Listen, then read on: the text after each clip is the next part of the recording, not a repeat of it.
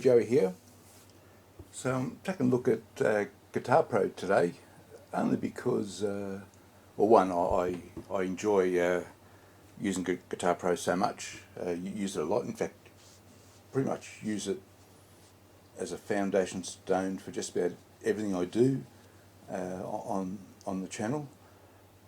And just the other day, Guitar Pro sent out some handy tips, which I went through.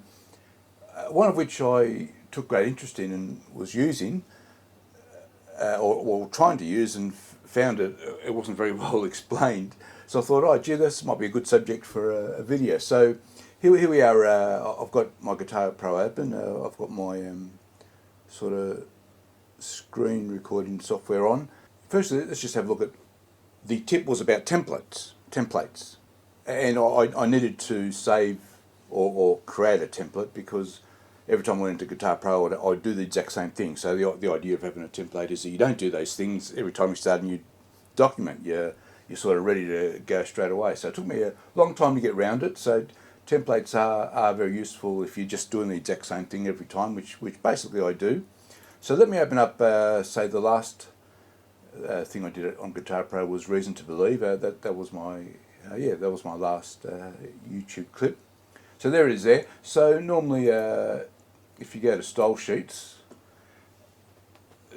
this is what I would normally do: change the margins just to create as much real estate on the page as possible. So I always want to use those much smaller margins just to make the page, have more space on the page. And then the other thing I would do would be some of the text. For instance, the grace note, I like to record the grace note, so I want that a bit bigger at 7 points, and I increase the size of the text so that sometimes I create little notes for what I'm doing. The lyrics I increase the size of, which I might occasionally use to help me work out a melody. And the bar numbers, I actually like to see the bar numbers, so I increase the size of those. So they're all now saved in a template. So how did we do that? Let's go back to, so here's the Guitar Pro message I got. Let's open that one up. So if we, why don't we, might have been handy if I increase the size of the screen a bit. Let's do that. There we go. So save your style sheet. There we go.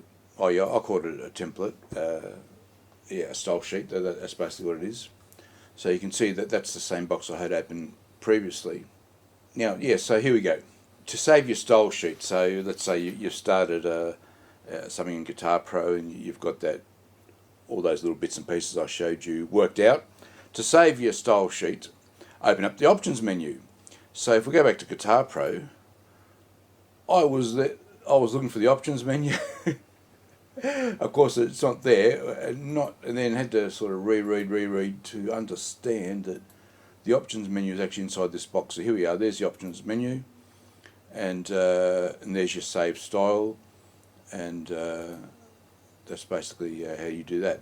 And so now, if we want to dig out that style sheet we just saved, we need to go to Preferences,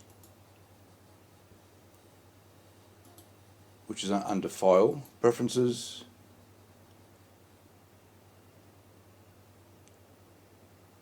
and so when opening or creating a file, so there's the one I saved. I've just called it My Style Jazz Guitar. So it should always force that style as your first option.